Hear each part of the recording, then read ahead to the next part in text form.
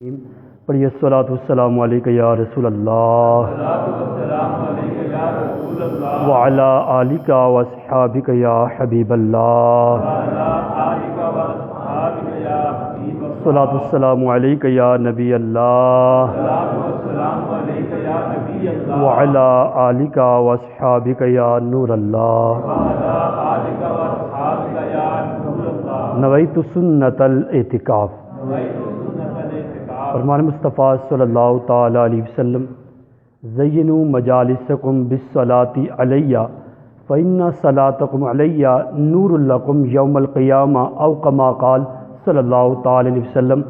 تاجدار کائنات صلی اللہ تعالیٰ علیہ وسلم نے ارشاد فرمایا، اپنی مجلسوں کو مجھ پر درود پاک پڑھ کر آراستہ کیا کرو، بے شک تمہارا مجھ پر درود پاک پڑھنا کل بروز قیامت تمہارے لیے نور ہوگا۔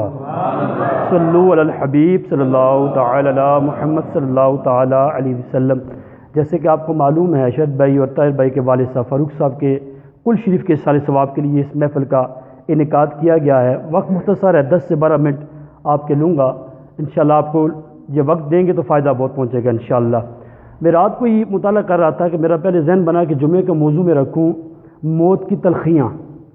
وہ پڑھا تو جسم میرا ایک قسم کا کھڑا سا ہو گیا نا، وہ دیکھتا گیا، روایات پڑھتا گیا تو ایسے لگتا ہے بس وہ دنیا میں اس سے بڑا عذاب یا تکلیف کوئی اور نہیں ہو سکتی۔ اتنی تکلیف اتنی تکلیف اتنی تکلیف موت کے اندر۔ احادیث کا مفہوم ہے کہ اگر کائنات میں موت کا ایک گھونٹ بانٹ دیا جائے تو لوگ خوشیاں منانا چھوڑ دیں، اتنی سختی۔ عمر بن خطاب رضی اللہ تعالیٰ فرماتے ہیں، آپ نے فرماتے ہیں میں نے کعب الاحبار سے پوچھا، کعب الاحبار رضی اللہ عنہ سے، موت کیا ہے، موت کی تکلیف کیا ہے؟ تو آپ نے ایک مثال سے سمجھایا۔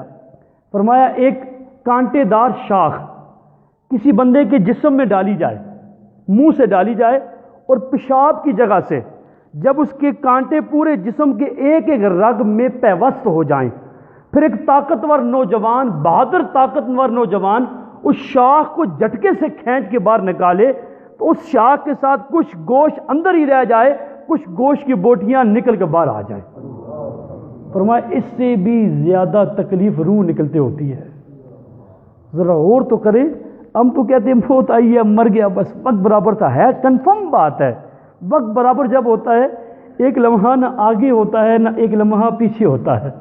اس بیان کے اندر دیکھ رہا تھا، حدیث سے مطالعہ کرتا تھا کہ بھائی موت کی سختیاں بھی ہیں لیکن موت آسان بھی ہے لوگوں پر۔ نیک لوگوں پر موت آسان ہے اور گناہ گاروں پر موت سخت ہوتی ہے، تکلیف دہ ہوتی ہے۔ پھر ان حدیث کے مطالعے میں مجھے سمجھ آئی کہ کون کون سے نیک اعمال بندہ کرتا ہے کہ جس سے موت آسان ہو جاتی ہے۔ وہ اعمال میں سے ایک قرآن کی تلاوت لکھا ہوا تھا، اس اعمال میں سے ذکر الہی تھا کہ ذکر الہی سے دل اطمینان پاتے ہیں، گھبراہٹ ختم ہو جاتی ہے، موت کی سختی دور کر دی جاتی ہے۔ حضور اکرم صلی اللہ تعالی وسلم کی ذات مبارکہ پر درود پاک پڑھنا ہے۔ اس طرح اور سے اعمال، بہت سے اعمال بیان کیے گئے ہیں جن کے کرنے سے مرتے وقت میت پر موت کی سختیاں آسان کر دی جاتی ہیں۔ اگر یہ بندہ نیکیاں کرتا ہوا دنیا سے جاتا ہے، پھر کیفیت کیا ہے؟ مرتے وقت اسے تکلیف کیوں نہیں ہوتی؟ حالانکہ حدیث کا مجموعہ ہے کہ موت کی سختیاں بہت زیادہ ہیں۔ علامہ اسماعیل حقی رحمۃ اللہ فرماتے ہیں، اکثر میں نے یہ دونوں حدیثوں کا مطالعہ کیا تو ایک طرف حدیث میں یہ ہے کہ موت کی سختیاں بہت زیادہ ہیں، ایک طرف یہ ہے کہ مومن کی روح ایسے نکالی جاتی ہے جیسے آٹے سے بال نکال لیا جاتا ہے، پتہ تک نہیں چلتا۔ آپ فرماتے ہیں دونوں حدیثوں کی تطبیق مجھے سمجھ نہیں آ رہی تھی، ان حدیثوں کو جمع کیسے کروں؟ سختیوں والی روایتیں بھی ہیں، آسانیوں والی بھی ہیں۔ فرماتے ہیں میں یہی سوچتے سوچتے جب سویا تو میری قسمت انگڑائی لے کے جاگ اٹھتی ہے، ایسی جاگتی ہے کہ تاجدار کائنات صلی اللہ تعالی علیہ وسلم میرے خواب میں تشریف لے آتے ہیں اور پھر پوچھتے ہیں اسماعیل حقی کیا معاملہ ہے، کون سا معمہ تم سے حل نہیں ہو رہا؟ عرض کہ حضور دونوں حدیثیں پڑھی ہیں، جن حدیثوں میں موت کی سختیاں ہیں، بعض حدیثوں میں موت آسان ہو جاتی ہے، سمجھ نہیں آ رہی۔ فرمایا تیرے سوال کا جواب سورہ یوسف کی تفسیر پڑھ لے تجھے مل جائے گا۔ آپ فرماتے ہیں جو ہی حضور نے ارشاد فرمایا میری بات دل میں آ گئی، ذہن میں بیٹھ گئی۔ اس سے مراد کیا ہے؟ اس سے مراد یہ ہے جب یوسف علیہ السلام جب وہاں سے مصر کی عورتوں کے پاس سے گزرے، مفہوم بیان کر رہا ہوں، وقت کم ہے، تو ان کے ہاتھوں میں ایک فروٹ دے دیا گیا اور کہا گیا جب یوسف علیہ السلام یہاں سے گزرے اپنے ہاتھوں میں یہ فروٹوں سے کاٹنا شروع کر دینا۔ جو ہی یوسف علیہ السلام بے حجاب وہاں سے گزرے تھے، اتنا حسن تھا کہ ہمیشہ اپنے چہرے پہ حجاب کر کے رکھا کرتے تھے، بے حجاب نہیں نکلتے تھے، وہاں بے حجاب نکلے۔ عورتوں کو کہا گیا کہ اپنے پھلوں کو کاٹو، اب عورتیں پھل کاٹنے لگی، کاٹتے کاٹتے انہوں نے اپنی انگلیاں کاٹ دی، خون بہنے لگا، تکلیف ہو رہی ہے، لیکن احساس نہیں ہو رہا کہ وہ کہنے لگی یہ تو بشر نہیں ہے، ہاشا یہ تو فرشتہ ہے، یہ ایسی صورت والا ہے، اتنا پالسا ہے۔ انہیں انگلیاں اپنی کاٹ دی، تکلیف ہوتی جا رہی ہے، احساس نہیں ہو رہا۔ یوسف علیہ السلام کے حسن میں ایسا ماب ہو گئی ہیں کہ تکلیف کا احساس ختم ہو جاتا ہے۔ جب بندہ مومن دنیا سے جاتا ہے، جو نیکیاں کرنے والا ہوتا ہے، ذکر الہی کرنے والا ہوتا ہے، حضور پر درود پڑھنے والا ہوتا ہے، حضور کی عظمت کو ماننے والا ہوتا ہے، حضور کا ادب بجا لانے والا ہوتا ہے، جس طرح یوسف علیہ السلام کا حسن دیکھ کر عورتیں اپنی انگلیاں کاٹ رہی ہیں، خون بہ رہا ہے، نازک صنف ہو کر بھی، تکلیف میں مبتلا ہو کر بھی انہیں تکلیف کا احساس نہیں ہو رہا۔ بندہ مومن جب دنیا سے جاتا ہے، روح نکلتے ہوئے اسے بھی تکلیف ہوتی ہے، لیکن والضحیٰ کے مکھڑے والے آقا سامنے آ جاتے ہیں۔ یہ بندہ مومن والضحیٰ کے مکھڑوں میں ایسا گم ہوتا ہے، تکلیف ہوتی ہے، احساس نہیں ہوتا۔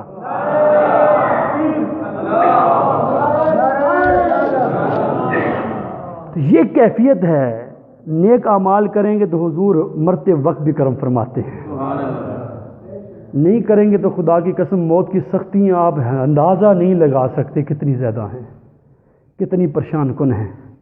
اب بندہ جب مر جائے تو اس کے بعد اس کے ساتھ بلائی سب سے زیادہ کیا ہوتی ہے، یہ چیز ہم نے دیکھنی ہے۔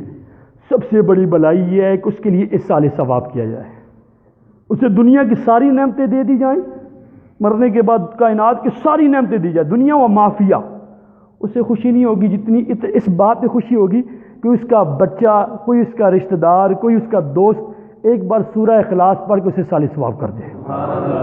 اتنی برکت ہوتی ہے۔ حدیث مبارکہ میں، بخاری شریف کی حدیث پاک ہے، حضرت سعد بن عبادہ رضی اللہ عنہ کی والدہ محترمہ جب انتقال کر گئی، حضور کی بارگاہ میں آئے، عرض کرنے لگے یا رسول اللہ صلی اللہ علیہ وسلم، میری والدہ انتقال کر گئی ہے، فَأَيُّ صَدْقَةٍ أَفْضَلُ، حضور کون سا صدقہ افضل ہے میں کروں تو میری ماں کو ثواب پہنچے۔ اس وقت پانی کی کمی تھی، میٹھے کنویں کی کمی تھی، فرمایا البیر، کنواں کھدواؤ، مسلمانوں پر وقف کر دو، جب تک لوگ اس کنویں سے پانی پیتے رہیں گے تیری ماں کو قبر میں ثواب ملتا رہے گا۔ فحافر بیرن، انہوں نے کنواں کھدوایا، اور کنواں کھدوانے کے بعد اوپر ایک تختی لگائی، نمبر پلیٹ لگائی، اس کے اوپر جو عبارت لکھی وہ الفاظ کتنے کامل ہیں، تاریخ میں لکھے جائیں گے، قیامت تک کے لیے مومنوں کے لیے دلیل بن گئی ہے۔ وہ الفاظ کیا تھے؟ ہذہ لأم سعد، یہ سعد بن عبادہ کی ماں کے صالح ثواب کے لیے، جب تک جانور یہاں سے پانی پئیں، مسلمان پئیں، انسان پئیں، یا اللہ اس کا ثواب سعد بن عبادہ کی ماں کو قبر میں پہنچاتا رہے۔ تو پتہ چلا اس صالح ثواب کی محفل کا انعقاد جو ہم کرتے ہیں آج، فاروق صاحب مرحوم کی صالح ثواب کے لیے کل شریف کی محفل کی جا رہی ہے، طاہر بھائی شہر بھائی کے والد صاحب کی صالح ثواب کے لیے محفل کی جا رہی ہے۔ اس کی دلیل یہ حدیث پاک ہے، وہاں کہا جا رہا ہے سعد بن عبادہ کی ماں کے صالح ثواب کے لیے، آج یہاں کہا جا رہا ہے فاروق صاحب کے کیا کیا ہے، صالح ثواب کے لیے، شہد اور طاہر بھائی کے والد صاحب کے صالح ثواب کے لیے اس محفل کا انعقاد کیا جا رہا ہے۔ یہ محفل 11ویں شریف کا انعقاد کیا جا رہا ہے، یہ خواجہ کی چھٹی کا انعقاد کیا جا رہا ہے، یہ داتا علی جویری کا عرس کیا جا رہا ہے، غوث پاک کی 11ویں کی جا رہی ہے۔ ان ساری چیزوں کی اصل یہی حدیث پاک ہے، ہذہ لأم سعد۔ ایک اور حدیث پاک ہے سیاستہ کے اندر، اور یہ متفق علیہ، متفق علیہ وہ حدیث ہوتی ہے جو صحیح بخاری کے اندر بھی ہو، صحیح مسلم کے اندر بھی ہو۔ عاص بن وائل کافر تھا، جب وہ انتقال کر گیا تو دو بیٹے تھے اس کے، ایک کا نام تھا حشام، ایک کا نام عمر بن عاص صحابی رسول تھے۔ جب اس نے انتقال کیا تو اپنے بیٹوں کو بلا کر کہا میں مر جاؤں تو میرے نام پر 100 غلام آزاد کرنا۔ اس وقت رسم تھی، لوگ غلام آزاد کرتے تھے۔ حشام نے فوراً 50 غلام آزاد کر دیے۔ تو عمر بن عاص نے کہا جب تک میں سرکار علیہ السلام، مفتی اعظم، تاجدار کائنات صلی اللہ تعالی وسلم کی بارگاہ میں جا کر مسئلہ نہیں پوچھوں گا تب تک غلام آزاد نہیں کروں گا۔ عمر بن عاص حضور کی بارگاہ میں جاتے ہیں، یا رسول اللہ میرے والد نے اس طرح وصیت کی تھی، میرے بھائی نے آزاد کر دیے ہیں، لیکن آپ بتائیں کیا میں بھی آزاد کروں؟ حضور نے شاہ فرمایا لاؤ کانا مسلمن، اگر وہ مسلمان ہوتا تم اس کی طرف سے غلام آزاد کرتے، تم اس کی طرف سے نفلی حج ادا کرتے، تم اس کی طرف سے حج بدل ادا کرتے، اس کی طرف سے عمرہ کرتے، اس کی طرف اصالہ ثواب کرتے، ضرور اسے پہنچتا، ضرور اسے پہنچتا۔ گویا وہ کافر تھا تو کافر کو ثواب نہیں پہنچتا، تم غلام آزاد نہ کرو۔ اس حدیث کے تحت شیخ محقق شیخ عبداللہ محدث دہلوی رحمۃ اللہ تعالی علیہ اشرۃ العلامات کے اندر فرماتے ہیں، اس سے پتہ چلا ان صدقۃ لا تنفع الکافر، صدقہ جو ہے، نیکیاں جو ہیں وہ کافر کو نفع نہیں دیتی بلکہ کس کو دیتی ہیں؟ حضور نے فرمایا لو کان مسلمان، مسلمان ہوتا تو نفع دیتا۔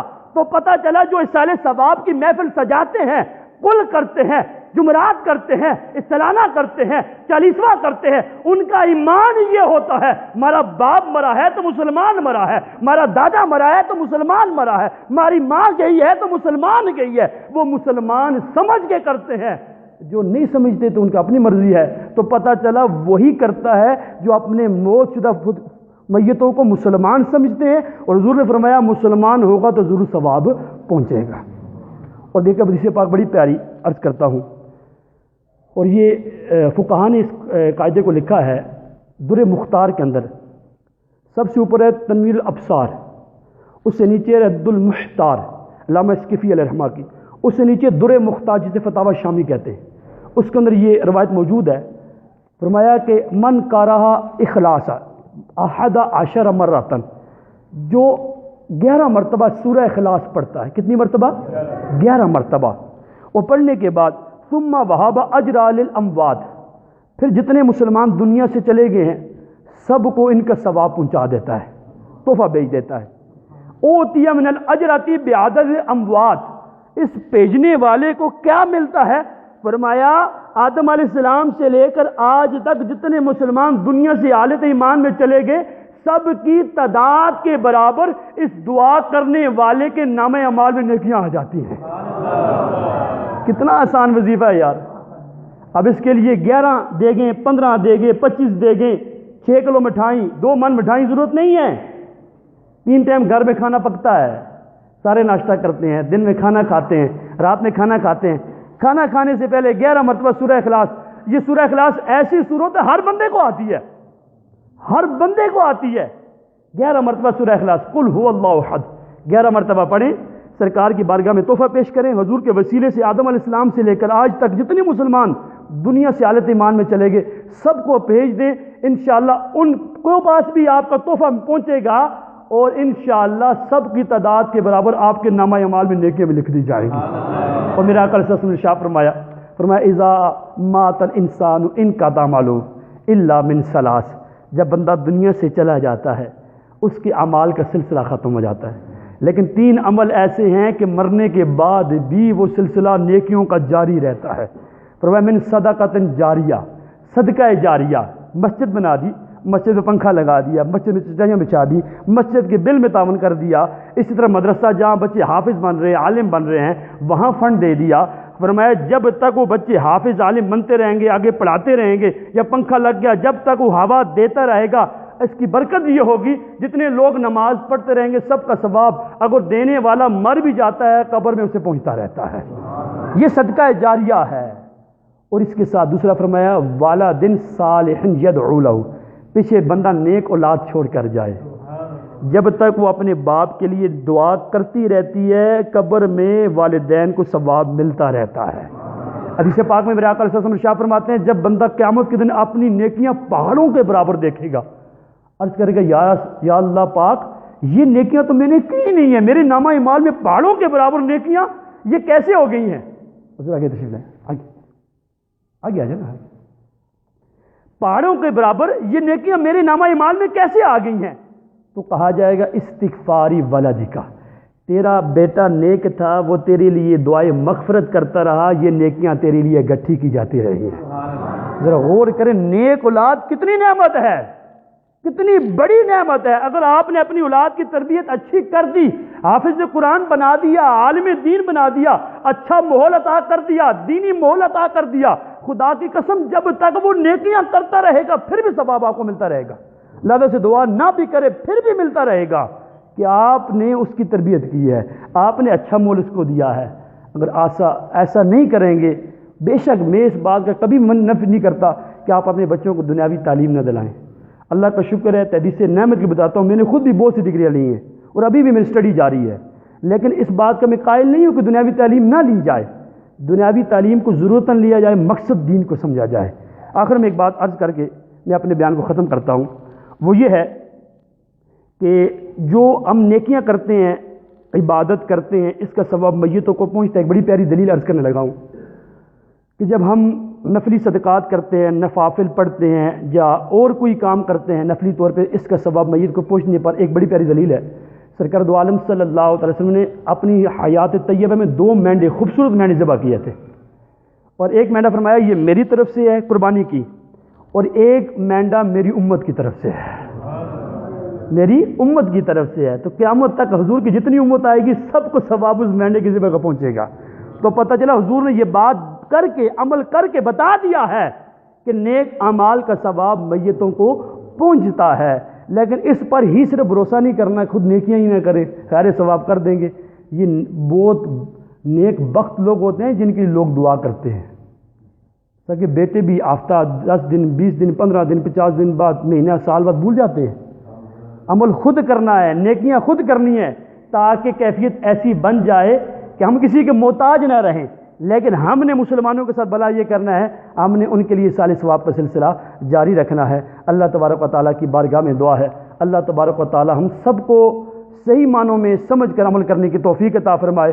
اللہ تعالیٰ ہماری اور شاید بھائی طاہر بھائی کے والد صاحب کی بے حساب بخشش فرمائے۔ دعا فرمائے۔